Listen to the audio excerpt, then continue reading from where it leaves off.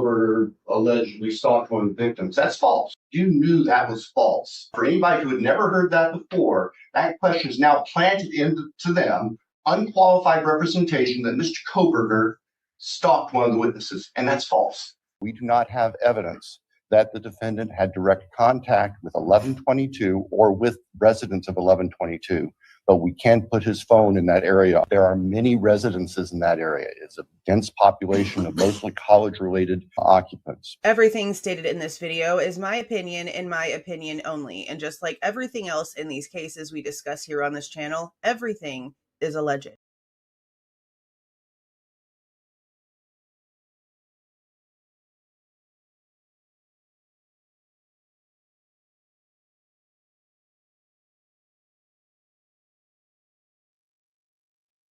Hey guys, good evening, good evening, good evening, good evening. I hope everyone's Tuesday went well. Put this on silent. Okay. We're just going to jump right into it. I don't plan on keeping you guys here for very long. I just wanted to show you guys what they gave me today. And Idaho State Police is so fast. So fast, okay? So fast. Moscow takes like, I'd say like 2 to 3 weeks sometimes before they give you a response to something. Maybe it'll go faster now that they have this new system that they implemented. And I actually got my first response from the system like just now, a few minutes ago at 7:25, and I haven't checked it yet. So I'm going to open it here in just a second. And see like what it looks like, because this would be, I guess, like the first time I'm getting a response from the portal and not Amber regarding something, but we'll get to that here in like a few minutes. Okay. So the big thing with this is that over the past month and a half, 2 months or so, since everything with the book came out, and we started getting information from Whitcomb that he got from wherever he got it from, including Turvey, that there was email correspondence between Detective Talbot and someone else regarding the knife sheath DNA, something about the knife sheath DNA. I honestly think they're all confused about what information was in there. I'm just going to say that. Sorry, not sorry. If that makes people mad, I don't really care. I'm going to argue with what I'm going to argue about if I don't see the proof of things. I'm not seeing the argument for what they're claiming in way of chain of custody emails for what we have seen, right? Because we see that there is an Idaho State Police Forensic Lab sticker that has Moscow Police Department chain of custody on it. So obviously there's a problem there. They didn't send me that. I was expecting something regarding something with that along with this. I didn't get anything about that. These emails don't have anything to do with chain of custody when it comes to the sheath, but they have to do with the wording that was used between Riley Nowlin and Detective Talbot in these other emails that we just found out about from Gary. I can't remember his last name. The document where we found out about there being 9 males that were swabbed but not like implemented into the system. I'm going to pull the document up here. That one. There's obviously something missing in this email thread, and I have asked him about it, and he told me he had Riley Nowlin double check and that this is it. So we'll see what else comes of it, because I had to just put in a secondary request. All this is really going to basically show is something that we've already known, which is the areas of the knife sheath that were actually swabbed. Because what's been the argument? Everywhere up until forensic documentation actually started to release, it has been the snap, the brass button, the metal button, the snap, okay? One of the first things that caught our attention when the information started to release is that there's not a damn word about the snap in any of the forensic documents. When it comes to what was swabbed, when it comes to what is described, when it comes to the reports that are written up, there is nothing about the button. So we didn't understand where the hell this came from. And honestly, this still doesn't give us an answer. It just gives us like a little bit of a peek into a piece of a conversation, because they're pretending like this is it. And I know this isn't it. I just know that they're tired of me asking for stuff. So Matthew Gamet is real short when it comes to whatever. So let me show you exactly like what's going on with this right here. So yesterday, literally yesterday, guys, like literally yesterday, and they already answered. Okay. And this is all in the Google Drive and in the FOIA folder. Okay. I asked yesterday, while quoting this document, okay, because this document that was unsealed last week has a portion in here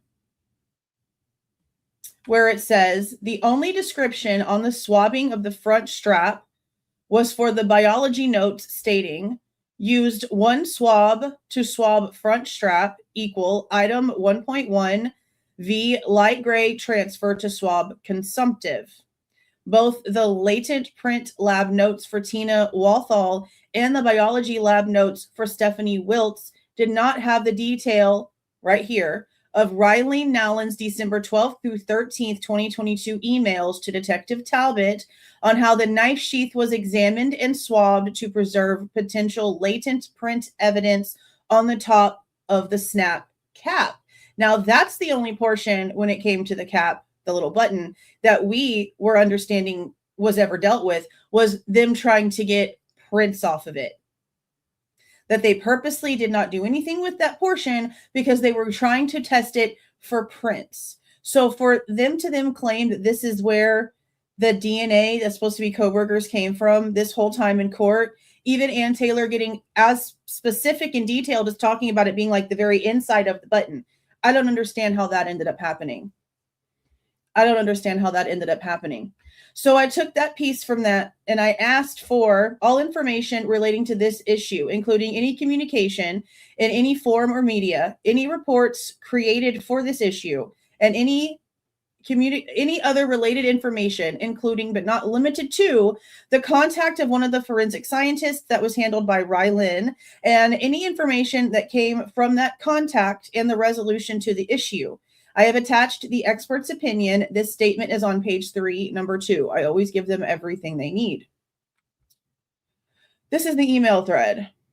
And obviously there's something missing here. And I addressed this with Matthew Gamet already. And we'll get to what he said here in just a second. Let me make this bigger for you guys. Yeah. Which to me, that portion of that like makes sense. But when all we heard in court this whole time for years is about a snap, and then the damn documentation comes out and there's nothing about a snap anywhere, that's crazy. Like, that's actually wild. Actually crazy. So that it starts right here on December the 12th. Can I make it bigger and you guys still see it? Yeah. And I asked him, like, where's the rest of this? Because notice it starts off with Riley Nallen answering a question. That's the context here. To Jeffrey Talbot. The analyst that swabbed the item is out on vacation this week. I looked at her notes and photo, and it appears to me she swabbed the entire strap, inside and outside, excluding the metal button, which was reserved for latent. I talked to the person who did the technical review, and that is her recollection as well. So I asked, I'll get to the rest of this, but I asked, and I posted the thread also in here, like, where's the rest of it? Where's the rest of it? Because it looks like this is an answer to something. And he said, down here, I asked Rylan to research and provide me with any emails that would be qualifying. The emails I released were the ones she provided me. I asked again and was told there were not additional emails to disclose. It is possible that there was a phone call that became the driver for the first email in the string. That was his answer. Because this is obviously a response to something. This is obviously a response to something, okay?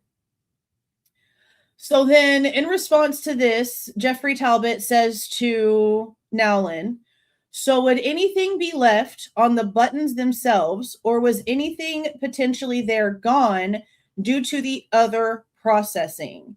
And this next answer is where she gets into like the technicals about the entire thing when it comes to DNA and latent processing. And this is what she tells Detective Talbot. DNA processing and latent print processing are destructive of each other. In other words, when an area on an item is swabbed for DNA, and that process destroys any prints that may be present. When an item is chemically processed for latent prints, that washes away any DNA that may be present. When an agency requests both processes of an item, we first look at the item to determine if there were locations that could be sampled for both. If not, we ask the agency to make a decision on which they would like which one. Wait, how does this go? If not, we ask the agency to make a decision on which they would like done / which would be most beneficial to their case, DNA or latents. Okay. On an item like the knife sheath, where both processes could be performed and were both requested by the submitting agency, a latent print analyst and DNA analyst examine the item together. Based on our scientific knowledge, analytical methods, experience processing, and the properties of the item itself, our scientists determine which areas are most likely to yield a DNA profile and which are better suited to yielding a latent profile, a latent print. The areas for DNA are swabbed first, then the item undergoes latent print processing. Specific to the knife sheath in the Moscow PD case, I was able to speak with the latent print scientist who was present when the biology scientist swabbed the strap. My interpretation of her notes was correct in that she swabbed the entire leather portion of the strap to include the top smooth side and the rough underside of both sections. Again, just of the strap portion itself, not the metal button. She also swabbed the entire sock portion of the snap and the underside of the cap portion of the snap. Okay, so right there it says that she did swab it. So is this where they got switched? She also swabbed the entire socket portion of the snap and the underside of the cap portion of the snap. The only portion of the strap that was not swabbed was the top portion of the cap of the snap. This is confusing. She also swabbed the entire socket portion. Okay, so the inside portion, the actual little knobby inside portion, right? The socket portion of the snap and the underside of the cap. The only portion of the strap that was not swabbed was the top portion of the cap of the snap, as it was determined that was the piece of the knife sheath most likely to yield a latent print. So where's the swab? So where's this then? I can't highlight it like this. I can't highlight it without making a print. Hold on.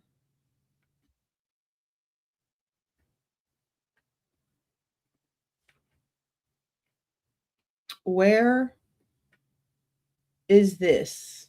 Where did it go? See how she just contradicted herself? She just contradicted herself. Okay. Excluding the metal button. Excluding the metal button.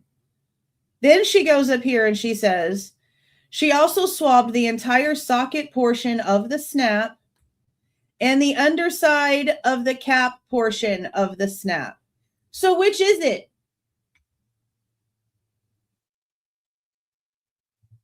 Did she or did she not? So we have no answer still. I honestly didn't catch this piece right here. Like, so we still don't have an actual definitive answer, because in the exact same email thread where she's saying excluding the metal button, She's then saying she did. She did. So she swabbed the inside of the button and the bottom portion of the button, but the top piece of the button snap was left for printing, like for latent print. So then how come there's no swab of the button? How come there's no button swab?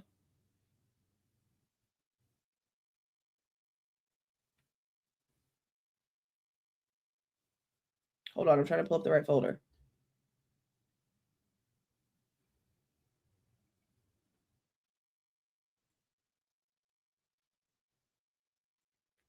No, I don't want the redacted one. I want the regular one.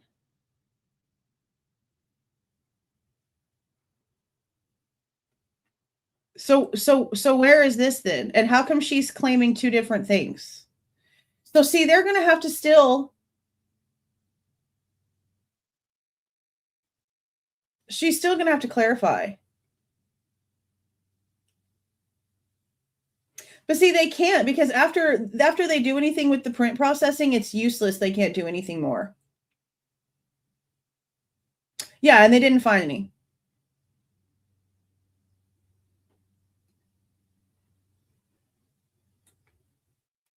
So let me show you the reports, because we've got all of those. Oh, hold on. I just took it off of here. Hold on. These back and forth ass emails. Okay. So this is report number 1. For when the knife sheath got sent over there and they did the swabs. Okay. Swab of front strap, swab of edges of handle portion, swab of edges of handle portion, swabs of stain on the back. Okay. This is the only portions that came from the unredacted version of this for some reason. I don't know why. The redacted version, on the other hand, has the photos. And if you see right here,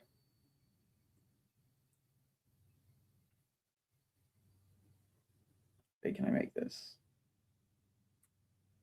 Make it bigger? Okay. So is it going to let me draw on it? It's not going to let me draw on it. Hold on.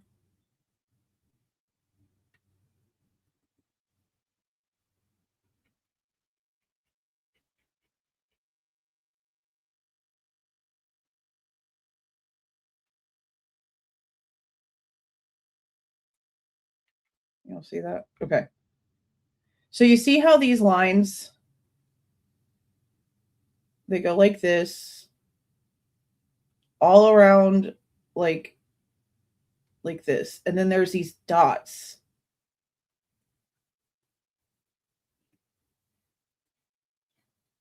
There's like dots here. It's not like solid lines, but they've gone like all around, like on the leather portions. And they have them labeled very specifically. This is the leather strap swab, the top and the bottom. So the polished surface and then the rough under.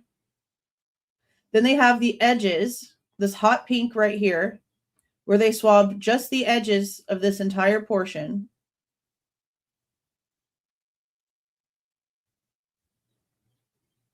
Edge only. From here, this is 1.1's edge of the handle. So not the top and not the inside, not like any of this in here, which is odd. Just the sides. This is 1.2. 1.3 is the hot pink around the edges of the blade pocket. And then 1.4 is, again, just like this portion of the back. They didn't seem to swab this portion right here whatsoever. And it's not until, I don't know what report it is. Let's see which report it is. It's like December 5th.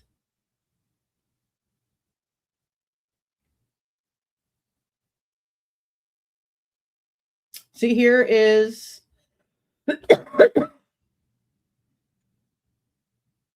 where they make the DNA extracts from 1.1 through 1.4. But where is it where they do 1.5? Because they take a few weeks before they take it back out. Right here. Can I make this bigger? This is the index page that I made.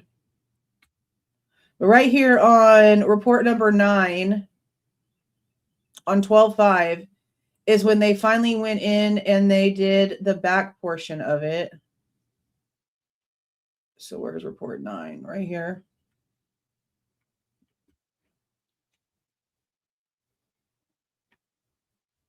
Now see how now it's nasty? Because now they've gone in and they did the printing. The fingerprinting was done like the same day. Pretty much. Pretty sure it's this one right here. Yeah. Report number 2 is where Tina Walthall took the sheath in to do printing, like fingerprinting on it, and didn't find anything.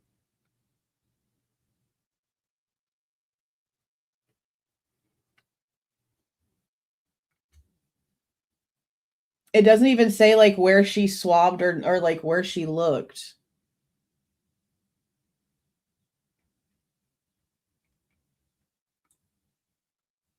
It just says item 1, K-bar, leather knife sheath with USMC logo. Item 1 was processed for latent prints.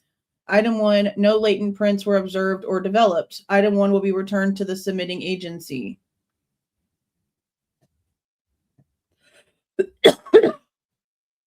Brown paper bag, folded over and evidence taped. Item was examined by Stephanie Wilt while in my custody. Presumptive blood testing positive, and samples for biology were collected by FS Wilt. Trace samples were collected on Post-it notes and placed in manila envelope that was then repackaged with item 1. Now, and also remember, we got later on down the line, and those Post-it notes with that trace evidence was still sitting in there untested.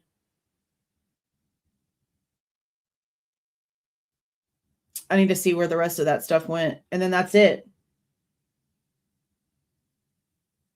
That's it. It doesn't even say like where she actually checked it for anything. And see, this is attached to this report with it still being nice and clean after fingerprinting. But we know that that's not true because we go back to report number 9 when they go to do 1.5 and it's dirty from the fingerprint powder. And there's the glove.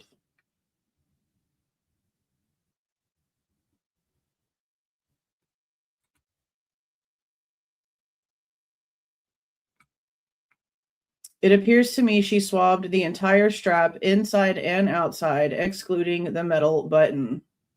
She also swabbed the entire socket portion of the snap and underside of the cap portion of the snap.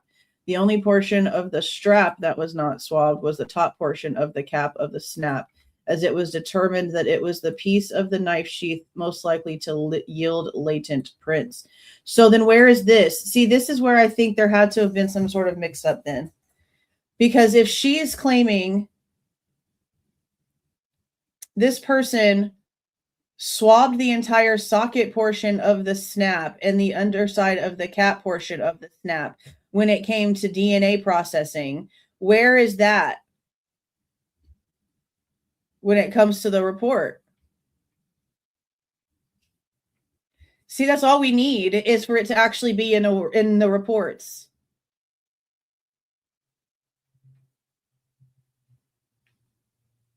Item opened by and examined while in custody of forensic scientist Tina Walthall. Tan leather knife sheath. Tan leather K-bar knife sheath. USMC with logo and snap button strap on front. Designated as side A in photos. Belt loop and sleeve as rivets. Has rivets. Used bright side to examine. Observed white residue on or near threads. Dark areas of discoloration on material and very small red-brown stains on back. Note, designated as side B in photos. Tested 4 total stains on back. Collected trace material on all adhesive of sticky notes, 3 on back and 3 on front strap. Pack in small manila envelope and left in custody of T. Walthall. Used 1 swab to swab front strap. Item 1.1, light grade transfer to swab consumptive. Used one swab to swab edges on handle portion. Item 1.2, light brown transfer to swab consumptive. Use one swab to swab edges on blade portion. Item 1.3, light brown transfer to swab consumptive. Use two swabs to swab zero tool positive staining on back. Item 1.4. Nothing in the notes are stating that the snap was touched.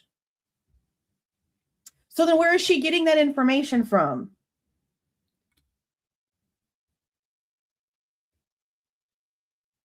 Where is she getting that information from?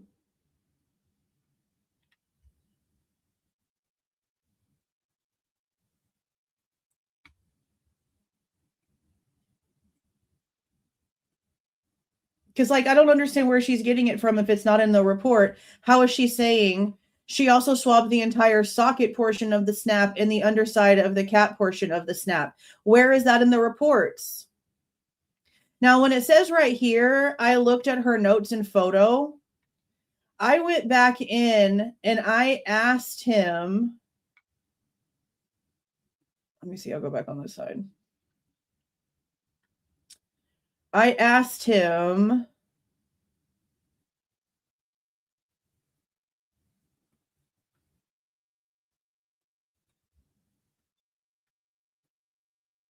what photo was he referencing, because I wanted to validate that we were talking about a photo that was already public. So I took the one that has all the different outlines for 1.1 through 1.4, and I sent this to him. And he says, all analyst notes in this case have been released previously. I believe that there are 7 pages of photos with notes by the analyst that have been released and would have been reviewed. It still doesn't really answer the question, though. You know, because this still isn't giving me information that I can actually put into a document.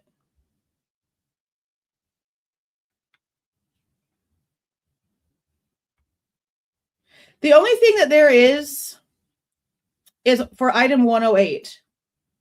And there's issues with item 108. Like, there actually is chain of custody issues with item 108. And item 108 is the swab that was taken of Kohberger once he got to Latell County, and the forensic team went down there to photograph him, and they got those 20-something photos of him in the orange. That was when they took that swab. And something happened with the chain of custody and the way that it was worded. And they have emails going back and forth for them correcting like the verbiage for it going for some reason to the FBI, like for the swab that Latell took to go to the feds. But on the document for item 108 is like the only place where it says that this is like, that's the word that whatever octillion or whatever weird ass word came from, was that one document.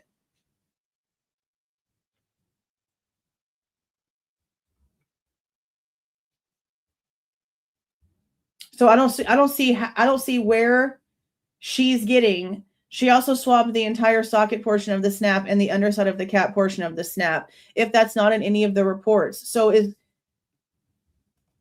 see where the confusion's coming from? So then to this long response,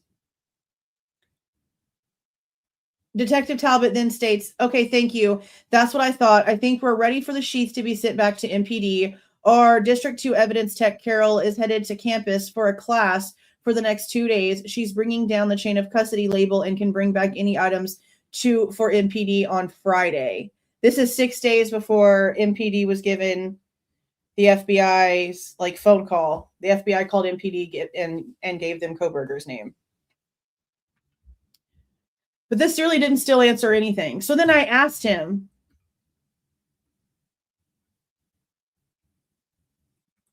I don't think I have a copy of the last messages. Hold on.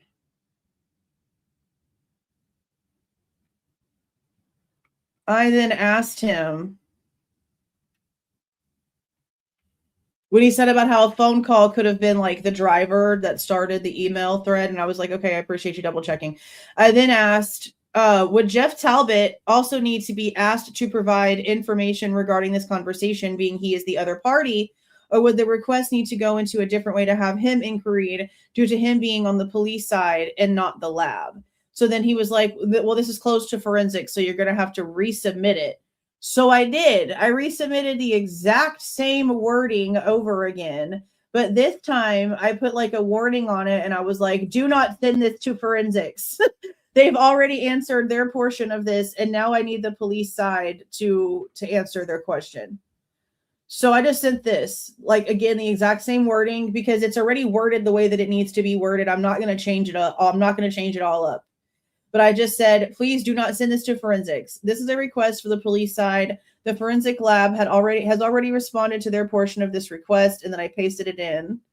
And then I also added at the bottom, as stated, forensics has already responded. I am now requesting Jeff Talbot be inquired regarding conversations, call logs, reports, or any other related material regarding his side of this email's thread subject of the swab from the knife sheath found at the scene of the 1122 King Road homicides. This would also include any other communications via email or other regarding this subject with other persons besides Nowland from forensics.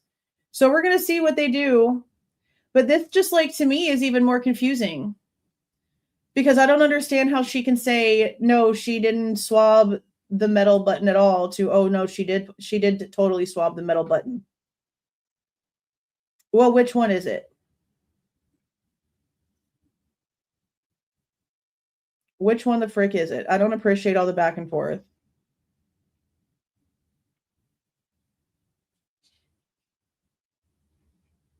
And like, I get that they're stating like there's like different sections of the snap that was swabbed up here. But to go from literally saying, it appears to me she swabbed the entire strap inside and out, excluding the metal button, and then talking about how parts of the metal button were swabbed, that's conflicting information. And not shocking, because that's just how this entire case has been. So I'm going to have to find a way to, like, hopefully maybe even email Nowlin herself and ask like specific questions, because where did you get that information? And why do we have so much discrepancies on this? Where's the swab? Where is this swab that was the socket portion? It's not listed anywhere. Or did y'all just like swab it and list it and like put it on some like secret thing somewhere? Because it's not in the paperwork. And that's all we're asking for. All we're asking for is for the damn receipts to match what we're being told. And even the smallest thing like this of where the actual DNA swab came from is all over the place. And it shouldn't be. It should not be all over the place like this. This is so stupid. Literally so dumb. But all of this is in the Google Drive. There's been a lot of stuff added in there in way of FOIA stuff. It is open to where I shouldn't have to approve anything. So here's the FOIA folder. Yeah, let me pull that back up. I should be getting information about that soon too. I sent a request over to Moscow about this. Where was it?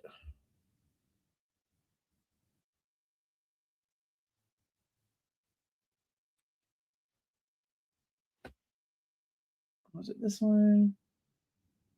No.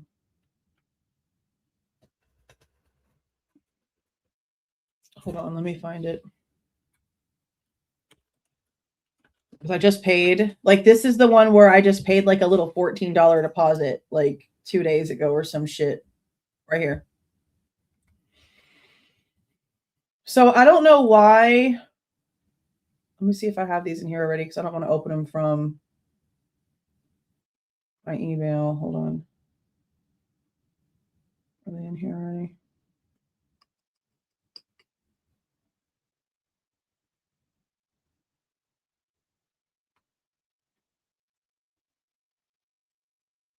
Yeah, this is it right here. Okay, so I submitted a really long FOIA for this.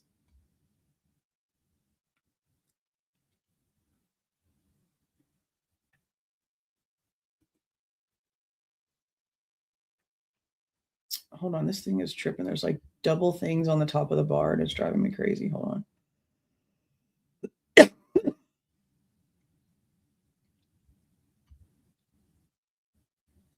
Okay. So when it came to that, I asked the same question to both ISP and MPD, and ISP said what I figured they would say, that everything that they did was sent over to Moscow. So then I asked Moscow for this. I said, according to our previous FOIA request regarding chain of custody for the knife sheath found at 1122 King Road crime scene on 11/13/22, the sheath left MPD on 1/16/22 via an Idaho state trooper. Per other records, it was handed off to a different district's trooper, Turrentine, and was delivered from this handoff by Turrentine to the Idaho State Police Lab.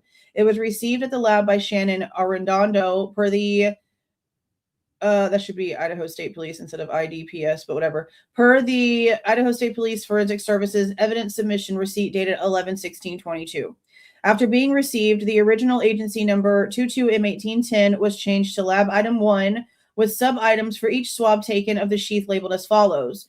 1.1, swab of front strap. 1.2, swab of edges. 1.3, swab of edges of blade portion.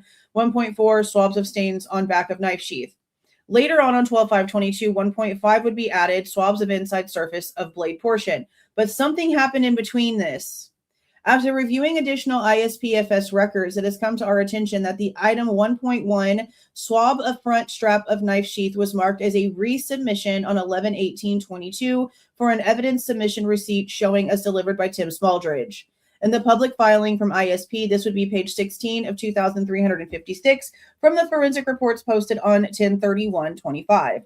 Please respond with any and all information regarding this submission in way of any correspondence, be it written, audio, or video, any and all reports for this resubmission, along with any pertaining to reasoning for its need and any chain of custody, be it physical or electronic, for this resubmission dated 11/18/22. All she told me was that they found one page. Something in the system. Well, actually, I can't say one page. They found one document. I don't know how many pages it is, but there was just one answer, and it's like $28 and some change. I asked them if it's going to take a long time. Like, is this something y'all can hurry up with because it's just a simple document? Or do we have to wait at the end of the line for all these other interviews that y'all are going through? She said she was going to see if they could hurry up and just get it done since it was easy, according to her, but that she didn't know for sure if they were going to want to do that or if they were just going to let it stay at the end of the line. Regardless, we've got stuff in that line too. So either way is just either way. But when it comes to the actual document, let me show you guys that.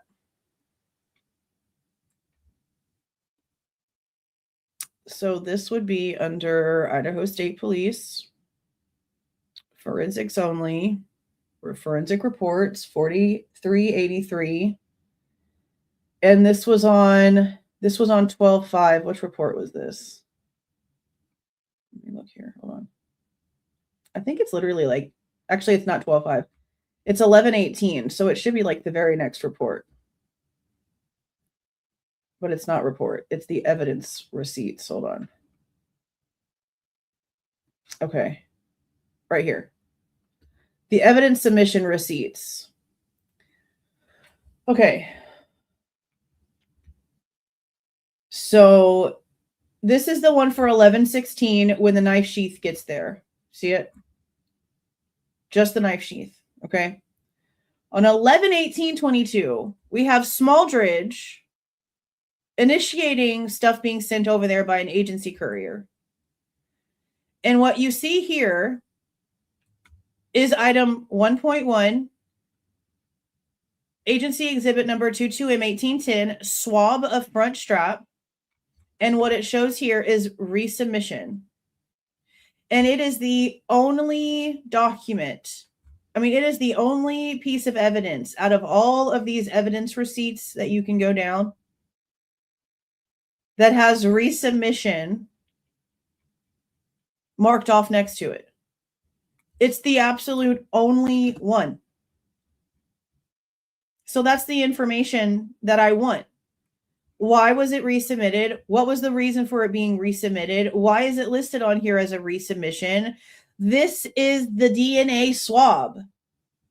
This is not one of the edge swabs that nothing came from anything. This is not the 1.5 swab from inside where the blade pocket was that didn't have a freaking profile connected to it. This is the freaking swab, guys. This is the swab. This needs to be answered. Why is it the only one that says that? Why is it the only one that says that? So I sent in the little $14, and we'll see how long it's going to take for them to get back to us about it. I don't know what they're going to do. I don't know what it is, but that's also where I asked if there was like a barcode system, and she kind of slipped up and said that there wasn't a barcode system.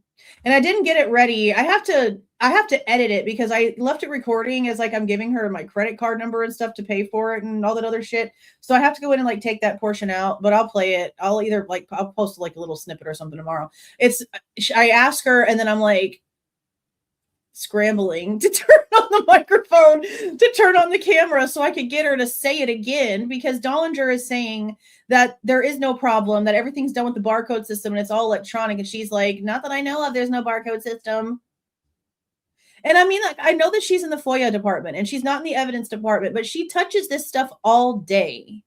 And I feel like if there were some sort of electronic log or barcode system related to anything when she's answering these FOIAs and digging up all the information, I think that she probably would have came across it. That's just my opinion.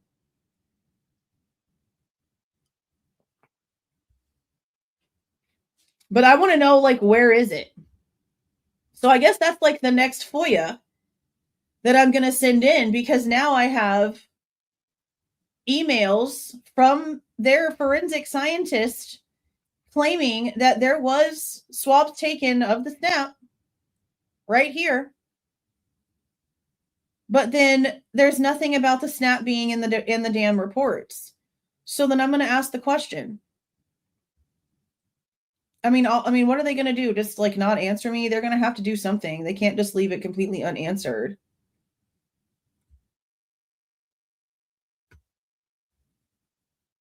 So I just don't know. I just don't know what they're going to do. Okay. I'm not going to, I don't want to show you on my email screen because then you'll like see the names of like everybody's stuff. So let me hold on because I want to see. I've never gotten a response from the new system before. So I want to see what it's going to look like.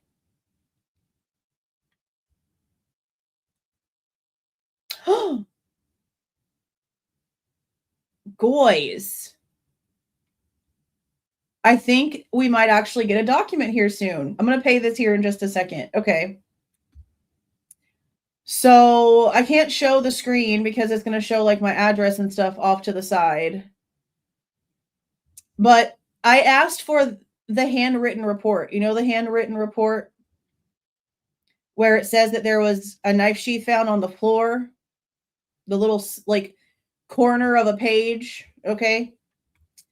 I asked them, it has come to our attention that a 4-page inventory report was taken by someone associated with the Idaho State Police on 11/13/22 regarding the 1122 King Road homicides. We are aware of the public reports released and of the text printed inventory reports attached to these summary reports, but the example for this document being shown to the public is a printed form that has been filled out in someone's handwriting. I have attached the image being shown to the public for reference. The person sharing this information is stating Officer Jeff Talbot, but has shown no proof of that. Regardless of the amount of the pages or its author, I am formally requesting this document and any and all associated information, and they want me to pay a little $8 deposit. This is the cheapest freaking FOIAs over the past couple of days. That's funny. That's actually hilarious. I can show you this part. I just won't scroll up. You see how they're breaking it down right here? Look. Paralegal spent 3 minutes, 5 minutes, 2 minutes for the city attorney, 10 minutes for the property records coordinator, and 3 minutes for the department specialist. And the subtotal is $17.62. So I'm going to pay the little $8.81 here in just a minute. That's funny. Okay. So then that tells me that they had to have found something, right? They had to have found the 4-page document that says something about the knife sheath being on the floor.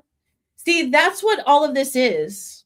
I'm taking the information that Chris Whitcomb and Turvey and like the experts are putting out here, and I'm going in and I'm FOIAing the information so that we can get whatever the hell is actually there when it comes to this stuff. And for the majority of it, it's still just confusing. It still doesn't really give us answers to anything. Because let's be serious for like 2 seconds. Welcome, Christina. Welcome back. Thank you for rejoining. Thank you for the 10 gifted memberships, Miller Time. I appreciate that. Thank you so much. Thank you so much. Okay, let's be realistic for a second. What is it going to do? Like if we pay for this thing and they actually send me this 4-page report that's written out and it says that the knife sheath was found on the floor and it really does show what Chris Whitcomb and Turvey are claiming, like what is it going to do? We're going to get riled up and we're going to be pissed off because holy shit, once again, something else that's shady has now been proven to be real. And once again, this is just another piece of this giant pile of shit. And then what? And then what? I think that's why, like, over the past like week or so, I've been like not here as much because I'm tired. I'm exhausted. Every single day, every little thing that we end up looking into when it comes to this case, everything has a problem. Everything has a problem.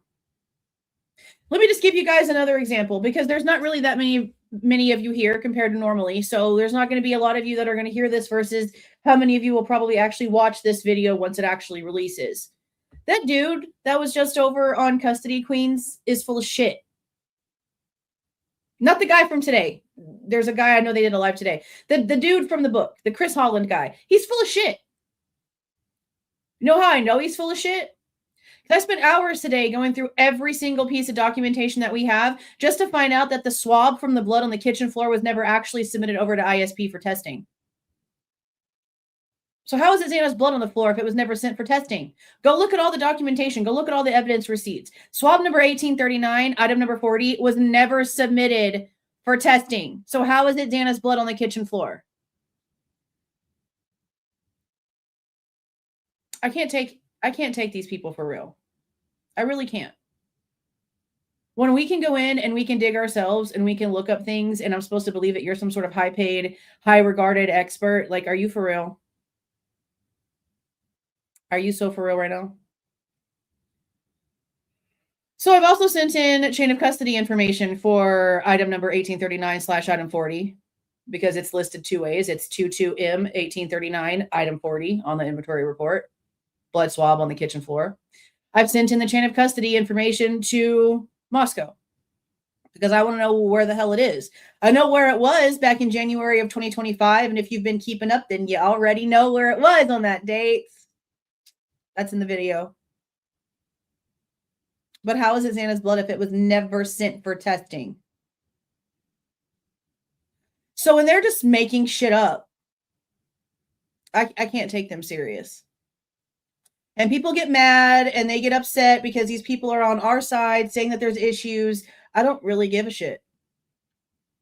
I don't. Because no one's going to give a shit about what they're claiming if what they're also saying is a bunch of bullshit. Why do you think the Goncalveses can get away with acting the way they're behaving about the hair in Ethan's hand? Because 95% of the shit coming out of this side of things here recently has been proven wrong. The hair is like the only thing that we have definitive proof of so far without photos. But we know in the documentation that the FBI tested the shit against hair, that it's hair. They don't test non-hair against hair. They don't save it for further testing if it's not important. We see in the photographs just how ridiculous it was. But the Goncalveses can get away with cussing people out and telling them to get the F off their page and telling them to go un-F themselves and all these other disgustingly horrible things. See, the Goncalveses act the way that the Guilters think that I am, which is the freaking ironic part, is that Olivia and Christy, like, what? They literally are the horrible, mean girl bitches that the Guilters think that I am. I'm reactive. They're assholes just straight up, and they always have been. Always have been. There's conversations for years that we have read with these people. So they want to start a foundation, and they want money coming in through that foundation, and they want people to think you're a pedophile for liking crime scene information to be on that board to make them feel better. They want people that are self-absorbed like Nancy Grace on the board so that they don't look so ridiculous. They want to test DNA and test hair that needs testing, but they don't give a shit about the hair in their own child's case. That could answer questions. Even Steve, who sits there and still has all these issues. Even if you want to sit here and believe that Kohberger is guilty, there's no way that anybody with any sort of common sense is going to sit here and believe this is a one-man situation. So for them to behave that way, when it's in the FBI lab reports that there's hair in Ethan's hand that was tested, and you don't die with someone's hair clenched in your freaking fist for no reason. Like, come on.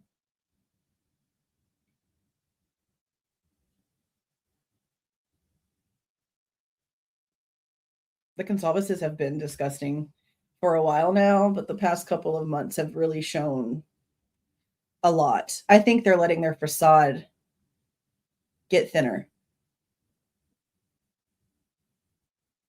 I feel like their true selves are finally showing. And it explains a lot about the way that Kaylee was.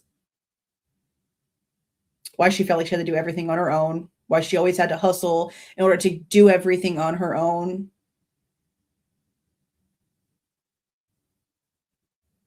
It's all very apparent. It's all very apparent.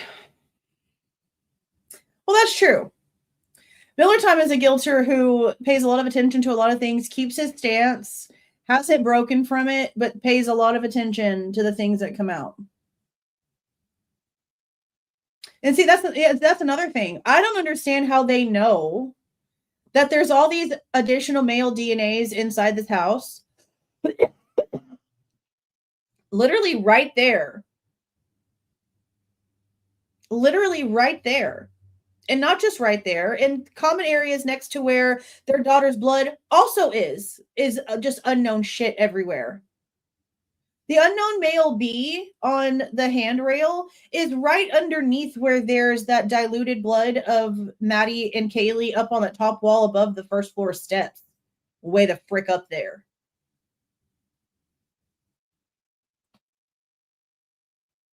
I mean, if that's how they're going to behave about their own child's case, how would a parent trust them to make sure that what's needing to be taken care of in their own kid's case is going to be handled by these people when this is how they behave about evidence in their own kid's case? And again, the hypocrisy of it all, because they have come out how many times and talked all kinds of shit about the unknown stuff and stuff not being tested all the way and blah, blah, blah, whatever. So now when it's money that can go into an account with your name on it, it's different. All of a sudden.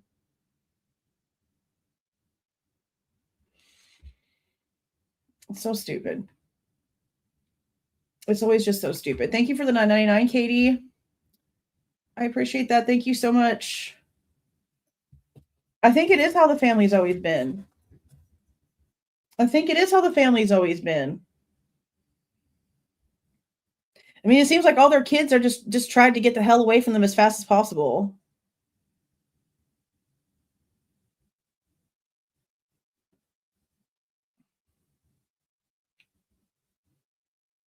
I just think my disgust was them coming out and pretending to be so shiny when they were far from it.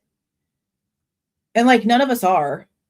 So it was just like the fake that was not appreciated. Like, it wasn't necessary. We would have rallied just like we were rallying around that family so hard in the beginning of all of this until stuff started slipping. And then you find out that the priorities, like, they shouldn't be on who's left. It should be on who's gone, because there's no one here to speak for them. And the people that are still left behind, they don't want to be embarrassed. They don't want to be embarrassed. They don't want things to come out that are going to make them look bad, because who else is it going to look bad on? The person's dead. So it's going to reflect on the family. This is why I say what I say about the Chapins. They didn't appreciate the fact that Ethan was out there being a young adult doing things that college people do. He didn't like that. They didn't like the information that was going to come out about Ethan. So they instantly try to make him disappear from this entire story. Instantly. They were instantly running PR for this entire thing, making sure that Ethan's name was mentioned as least amount as possible, because they didn't want their pretty little name tarnished. They didn't want whatever they had built and what everyone had thought of them to be ruined.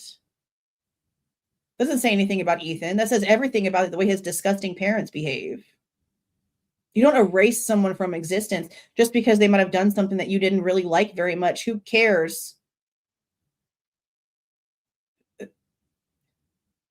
In college, like, what are you expecting? It's not like he went around and AR'd someone or did something super crazy. He was experimenting with things that apparently is so normal. And because you didn't like the fact that he took an Adderall every now and then and drank beer and played video games and was having issues with his grades, you decided to just erase him. Be twins instead of triplets.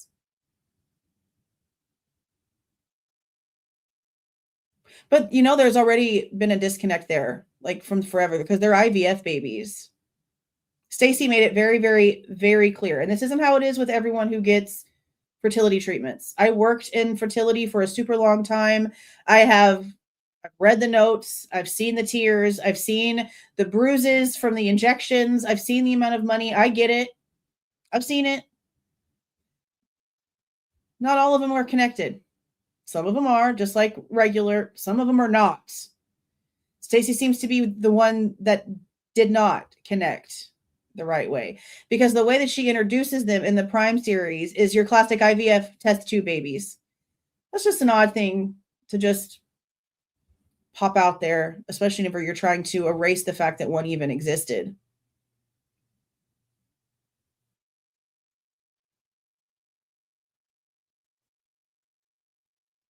All of their priorities are like scrambled now, it seems like.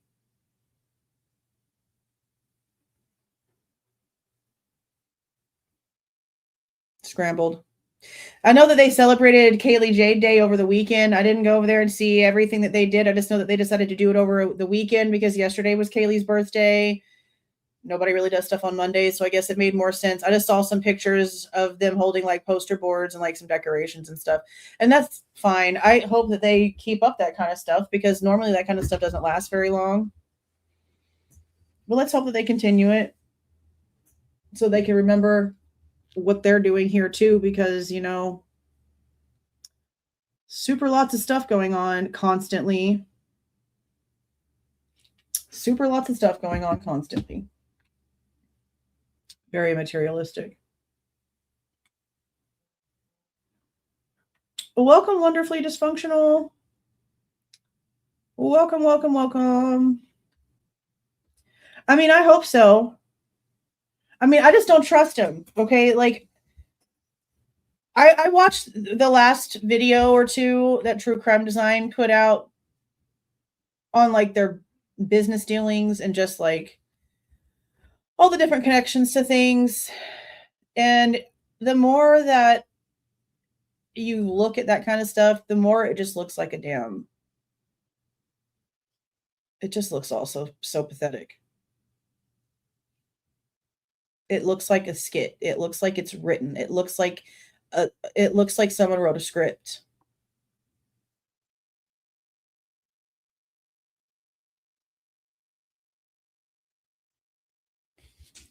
I just hate this case. I hate everything about this damn case. Everything about it and more. I absolutely hate it.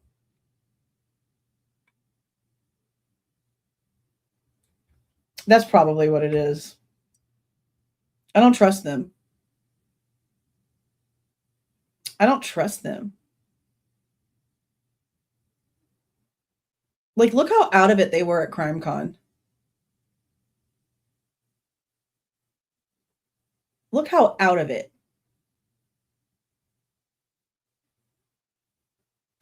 I just feel like that's more of an eye-opening to maybe who they really are behind closed doors is what we saw at CrimeCon. Because that was wild.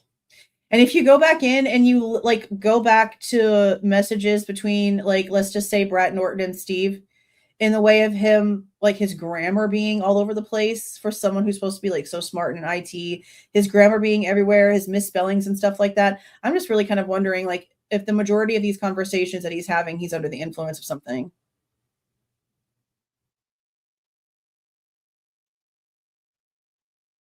And I know I mentioned this like already, but if you have not, go and look at their behavior at that Crime Talk interview with that Scott guy, and then go look at how they're talking at the very end of the interview or whatever that they did with Nancy Grace, like the next day while CrimeCon was still going on. They seem like they're just like flying.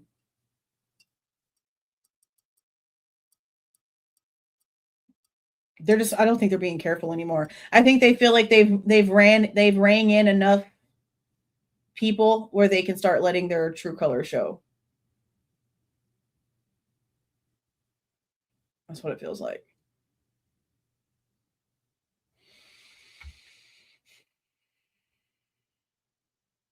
I mean, I just skimmed through to where they were talking to see if they were going to say, you know, anything noteworthy, because you know how they always say some kind of crazy shit. And they really didn't say anything different compared to all the other crazy shit they've already been saying, but it was just more their behavior. Christy was constantly stumbling over her words, having to restate what she was saying over and over again. It was just odd behavior. Just odd behavior. Yeah, like, and then I'm just really confused about how we even got to that. Because they went from talking about BTK and a book with an author that also taught Kohberger to all of a sudden, like, all these thousands and money they can't touch. And I'm like, that's got to be like the smoothest transition I've ever seen in the history of transitions. Because how did we get here?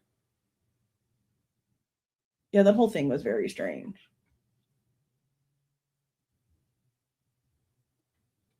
The whole thing is very strange.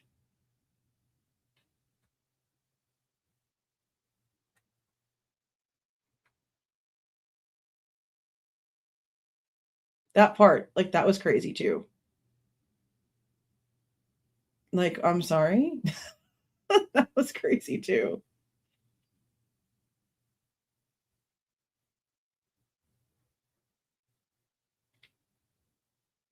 I need to start looking at my alien stuff. I just haven't had any of the time. Yeah, then they're in Vegas, so you should have already like figured they were probably going to be crazy as hell. Yeah, me neither. The Alfred plea thing was wild, to say the least. And see, that's another video that I want to just put like something short out about, which I'm sure people probably already have or they've discussed it, but I still need to do it myself over here. Was just more of the hypocrisy, because how are you going to have enough time to rally around an Alfred plea that you don't want to happen if you didn't even have a heads up that the plea was going to happen in the first place? I'm just so sick and tired of all their lies. All their freaking lies. It's just so much.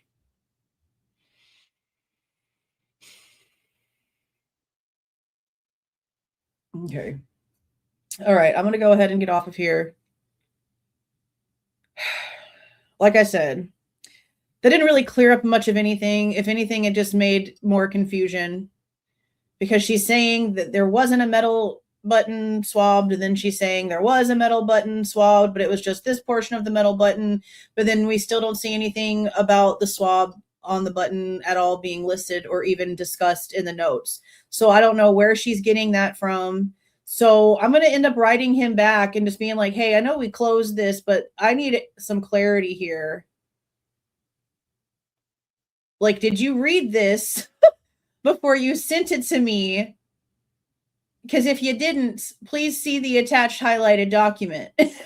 And I'll highlight where it says it didn't and then where it said it did and be like, what notes is she discussing? Because if you're aware that there's at least 7 pages of the analyst notes that are out there to the public, please feel free to go and look at these analyst notes yourself and see that nothing about the snap is discussed. Please and thank you. I'm so tired of just never getting an answer. And they're just always being something else. I don't know if it's ever going to get to a point where that stops. Because look where we are. We're a year almost to the plea. And we still have not gotten to a point where things are actually making sense. We are a year after the plea, and we are still not to a point where things are making sense.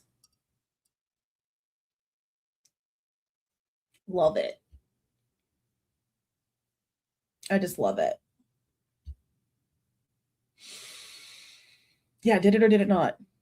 Excluded or included or the socket or what are you doing? I mean, damn, I don't understand why it's so hard for there to be. No, because the second I try to, I can't concentrate on it.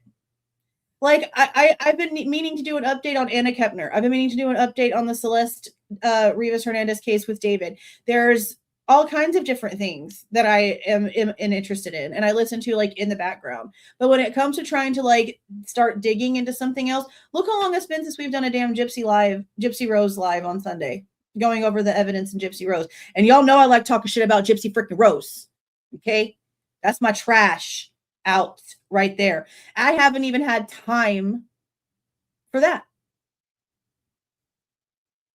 And no, as much as I want to, I can't concentrate on another case because I just constantly have every question and all the documentation that we're reading and everything.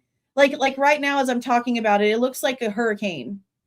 It looks like a white hurricane with a whole bunch of black lines that I know is a bunch of writing, but it's like all of the questions and all of the documentations and all of the answers and all the transcripts and the everything just like in this huge, just like jumbled mess, running into each other and turning different directions and just a huge jumbled, it looks like that one Pokemon. You know what I mean? The blue jumbled up looking Pokemon, that's what it looks like. Just a big, huge, just everywhere. And I can't. Like, I want to know details of certain things, but I can't sit down long enough and focus on another piece of like documentation from court on another case without somehow or another it bringing me back to this one. Like, even in this stupid idiot chick that killed her boyfriend and his friend in the car, the Mackenzie Sharilla idiot, there are so many things in that case that I have heard that my mind just keeps going back to Jack and Kaylee. It just keeps going back to Jack and Kaylee. And I can't not constantly have it, no matter what case it is, come back to this one somehow, either with the way that witnesses are handled or the way that the cops did something or just some sort of something in the case. Instantly, I'm right back.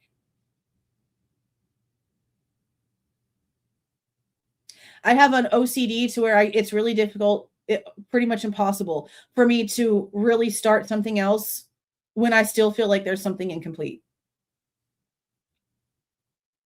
Like it's literally impossible. My brain will not let me. There's probably a pill for that somewhere, but I can't. I just can't. And it sucks. It sucks so much. Oh, thank you for the 50, Tara. Buy yourself something nice. You deserve it. Well, I appreciate that so much. Thank you so much. Lots of coffee. Lots of coffee. Lots of coffee. I just don't know. I wish that I could at least find time in all the stuff that I do to do what I said I've been wanting to do on my second channel, which is going in and doing like Bible dissection and talking about ancient astronaut theory and the Anunnaki and the Sumerians and the alien stuff coming out and how everything goes together and there's just a bunch of crazy stuff going on. Like I've been wanting to go and do that. But I just keep coming back to this. And it's not like it's regurgitating the same information over and over again. We're getting stuff constantly. A new document gets unsealed. Something else pops up in the court site. Something happens with the WSU lawsuit. Something happens with the EWU lawsuit. We get something in a FOIA. Somebody says something cray-cray. I mean, it's pretty consistent. And we're still behind. I'm still behind in ways of stuff that I still need to like put out here as like information.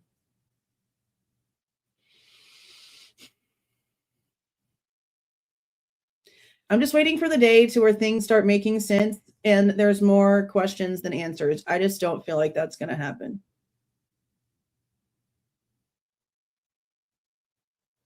I think it's just going to continue to get worse.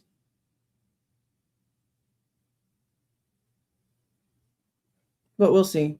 We still have years of documents that they have to unseal. And we still have lots of stuff that we're waiting on in FOIAs. Like I said, I've probably filed like 8 FOIAs over the past 2 or 3 days.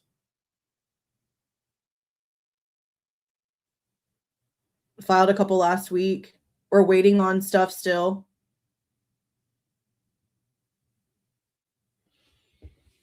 Just a huge data dump. Huge data dump. We have all gone crazy. We have all gone crazy. All right, guys. No, I do have a form of OCD. Actually, my OCD got broken a long time ago, which is, I guess, like a trauma response.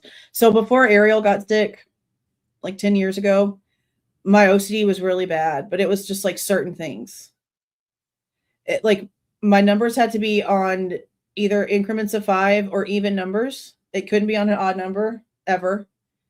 And everything in way of like our DVDs, our CDs, our books, everything had to be color-coded and in alphabetical order. And inside the alphabetical order was also alphabetical order of the author by last name.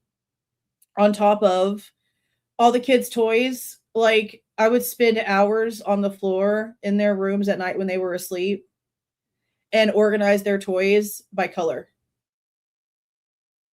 Like different boxes for different colored toys.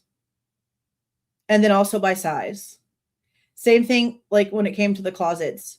If it didn't have an outfit, it wasn't getting kept. It was like a straggling piece. It would get tossed, like donated. We always donate everything. Nothing got kept if it didn't have a match. If it was a shirt that didn't have a matching pair of pants, I either went out and bought one or instantly was just getting rid of it. I couldn't have any straggle pieces. And everything in the closet was also in alphabetical order, but also by sleeve length. And then, of course, the pant length. So it'd be like capris all the way down to like whenever I had like flare boot jeans or whatever. Like my OCD was bad. I would stay up cleaning constantly. There was never a speck of dirt anywhere. I'm way relaxed now with cleaning, probably more than I should be. Like it's not disgusting, but it's comfortable. Like I don't like stress out about it anymore because I did for so long. I was obsessed with keeping things clean. Everything had to be perfect. My house smelled like bleach and cleaner 24/7. But then Ariel got sick and our lives got turned upside down. And all the precautions that I took were for nothing. Keeping them away from people, not partying, not touching a damn drug, not going out and going to bars all the time, not having people all the time over, not partying, not doing anything, not having them around people. None of that mattered. So it's like all of the OCD, all of the precaution, literally all of all of the things that I did beforehand, like obviously the no party, the no drug choices, those are choices that I made. But like all of the like excessive like cleaning up to 3 or 4 o'clock in the morning, in school and working at the same time by myself, doing everything and having this like OCD cleaning issue, instantly, like within that first week of her diagnosis, I was over it. Never did it again. Stuff's just all over the place. There's no order to anything anymore.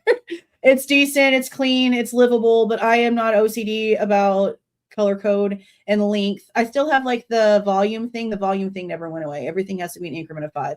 The evens went away. I don't pay attention to even numbers anymore. They don't bother me. So that's the only thing that really stayed, was the increments of 5. So I did have a form of OCD, but some sort of trauma response kicked me out of it. Because it was pretty bad. And I guess I just really felt like it was all for nothing because it didn't stop anything bad from happening. If that makes sense. Yeah. But I wouldn't mind a smidge of my OCD back. It would help me stay more organized, because now I feel like I have the opposite. I feel like I have some sort of like late onset adult ADHD, because now I'm just like, I know it's PTSD responses, but I'm just everywhere and I can't keep track, which is why I get behind, or what I feel is behind a lot, because I can't stay as organized as I wish I could. And I try, like I spend all kind of money on planners, books to use for planning, billboards, markers. I mean, I have like notebooks and binders for days trying to get organized. It's just really hard. Really hard trying to get more organized. See, I can't afford it. I can't afford therapy. It's more important for me to pay for the things that my kids need. You know what I mean? So like eventually maybe I just try to deal with it on my own. I just wish I was more organized, and then I wouldn't feel so stressed out, and I'd be able to stay on top of things better. But I know that I'm like a lot behind, and I feel like that's why I stay behind, because I already feel like I'm way behind. Because there's still documents in here that we haven't even been able to go over yet.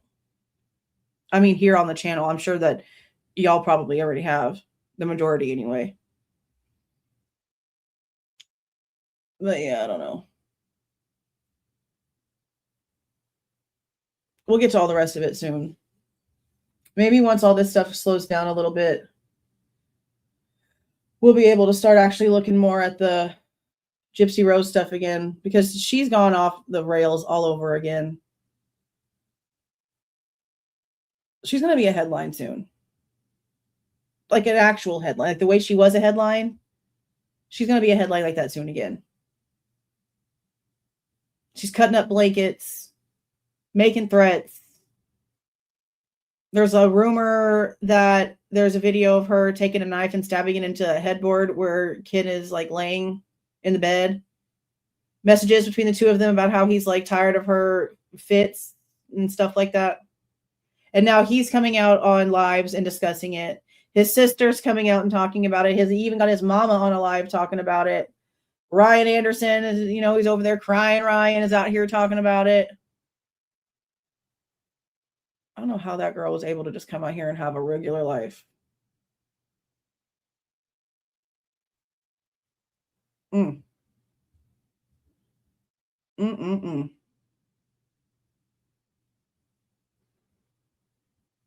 Crazy stuff. Crazy stuff.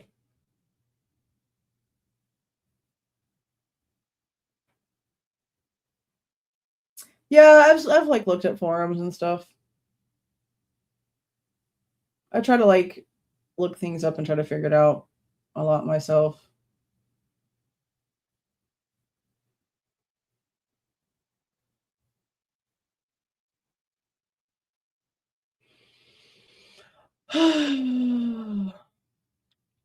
All right, guys.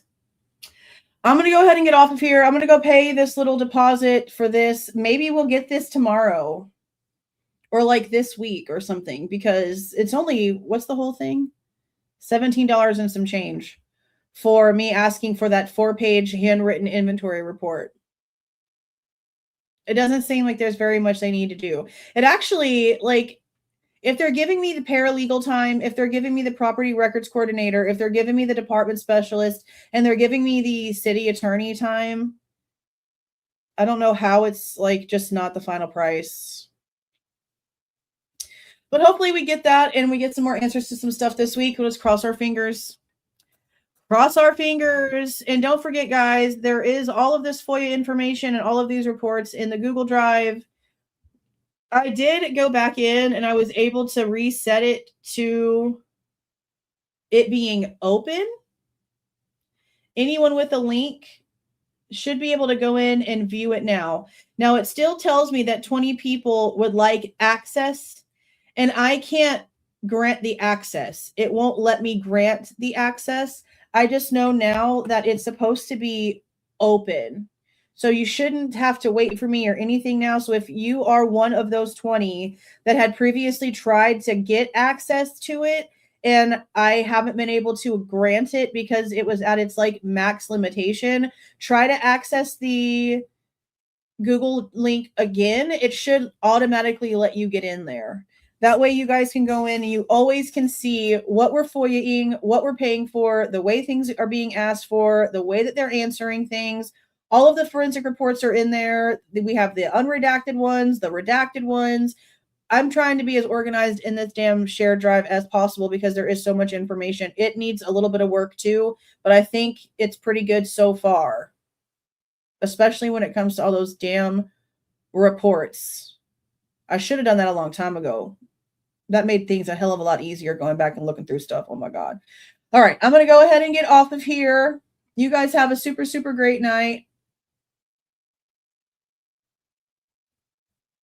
Oh, it's a channel? Okay. What's the name of it? It does work? Okay, good. Yeah, I'm just going to leave it open. I don't want y'all to ever have issues getting into that stupid thing. I just didn't realize that it had like a limitation. That is so dumb. Especially since like when y'all open the Google Drive, y'all are using y'all's own Google Drive space to then like make copies of stuff that you want to have of like your own. And it doesn't take any more space in my own Google Drive. So I don't know why it does that, but I just want y'all to be able to have access to everything. You know what I mean? Like y'all need to be able to have access. All right, I'm going to go ahead and go off here. Thank you again for coming back and joining again, Christina. Thank you again for the gifted memberships, Miller Time. I appreciate that. Thank you so much. And thank you for the super stickers and the super chats. And for those of you who came in here and joined yourself and spent time in here today, thank you for the 5, Jimmy Jones. I appreciate that. Thank you so much. Little alien. Yes, keep reminding me about the little aliens because I really want to go and do all that stuff on my second channel. That will be my brain break.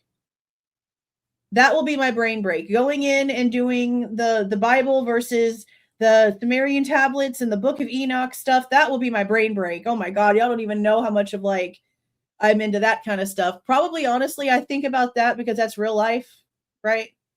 Like down to like the tablets talk about death and the process and all the things, and it really gives you like a big look at where the game of telephone came from, because every story has an origin source, and the Bible has a lot of realistic stuff in it. It has a lot of things in it that were very, very real, that really did happen.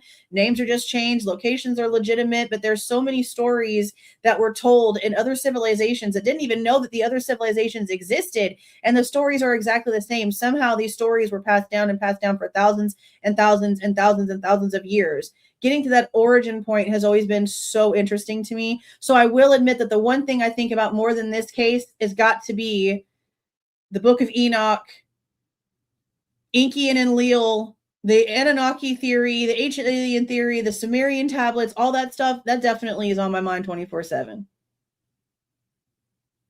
Because I just would love a little bit of truth. I'm just a truth seeker. Like I just want some facts. I just want some facts. That's all I want. I just want some facts. I know, isn't it crazy? And the crazy part about it is that they just uncovered the tomb of Gilgamesh over in Iraq, like right before all this crazy stuff like started with like the war kind of like kicking off a lot, like with what all the political shit happening, and then them doing the release of the files and stuff. So I found that interesting. And then also, if you also take the Mummy, okay, this is gonna sound stupid. This is where it turns into like a little bit of the crazy. If you take the Mummy, the Brendan Fraser movie coming out, that hot mofo, okay? If you take the fact that that new movie is about to come out and it talks about everything that's in the Sumerian tablets, the Book of Life, the Book of Death, the Sumerian gods, all those things, and then the untombing or the uncovering of the tomb of Gilgamesh, and then all the alien stuff coming out, man, if you don't even understand how my brain's in a whirlwind. It's really just everywhere. My brain is everywhere. I'm surprised I can even honestly concentrate on the Idaho stuff as much. That should tell you how much I care about it, because damn, if I could just go on and on and on about that other stuff. But this has my attention. Those are my two hyper focuses, I think I can say. For sure. We're definitely going to get over, oh my God, so much. It's just so freaking much. We're going to start this. I'd love to do it on Sundays. Like it probably is going to sound sacrilegious to some people. That's fine. I feel like we should talk about this stuff on Sundays.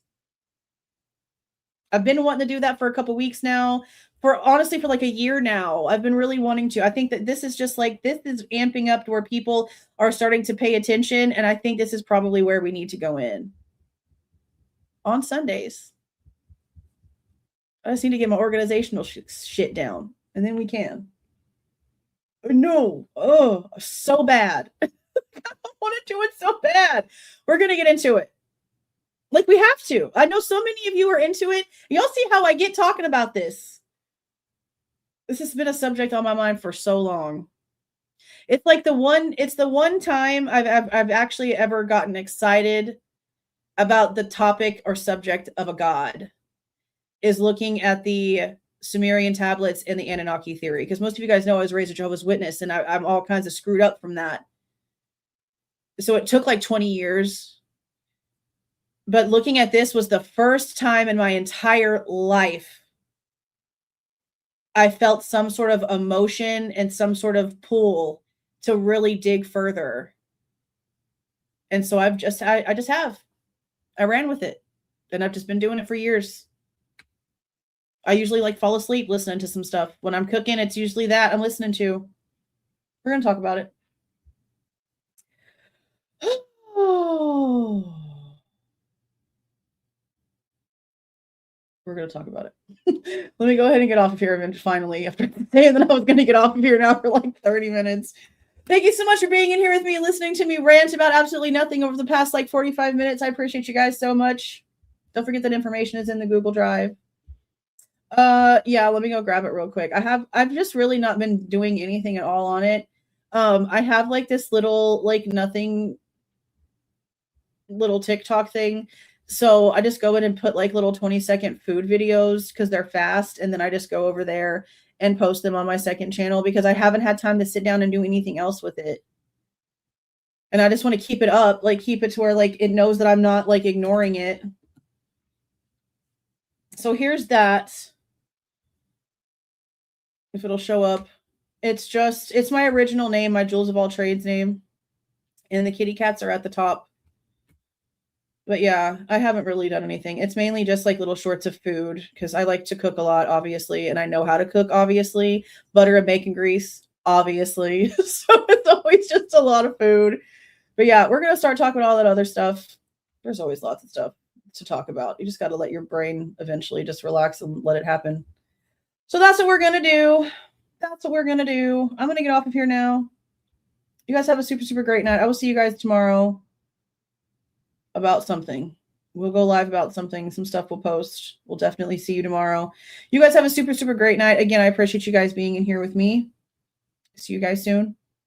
See y'all. If you like the way that I present this information and give my opinion, please don't forget to leave a like on the way out. Subscribe to the channel if you have not subscribed already. And please don't forget to make sure that the notification bell is set to all so you don't miss any of my rants, reviews, reactions, updates, or deep dives.